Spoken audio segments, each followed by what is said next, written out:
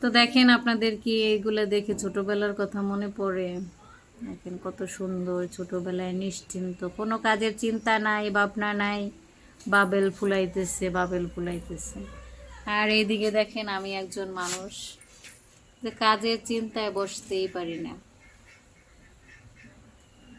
এক নয়তো কাজের চিন্তা, নয়তো টাকার চিন্তা, নয়তো ঘোরার চিন্তা, ঘুরতে গেলে আবার সেই টাকার চিন্তা, নয়তো খাওয়ার চিন্তা, খাইতে গেলে আবার এই টাহারই চিন্তা। মানে ঘুরে ফিরে ঘুরে ফিরে খালি টাহারই চিন্তা। আর এই দেখেন কত মধুর শৈশব, নিশ্চিন্তে বাবেল ফুলাই দিতেছে, সব টেনশন বাবলের মতো উইরা যাইতেছে। বড় হওয়ার বেশি তাড়াহুড়া ছিল, তো ভাবতাম যে বড় হইলেই সব সমস্যার সমাধান হইয়া যাবে।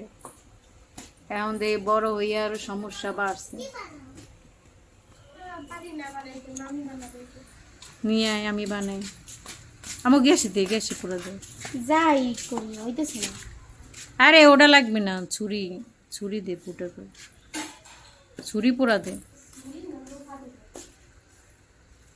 ওইটাই দে, ওইটার মাথা একটু গরম হয়ে না, বন্ধ করে না। তো আমরা একটা হচ্ছে নতুন কিছু ইনভেনশন করতেছি, আবিষ্কার করতেছি। তো যাই হোক, সেটা আপনাদের দেখাবো কি আবিষ্কার করতেছি। এর ভিতরে পদার্থ ঢুকানো হবে, লৌহ পদার্থ।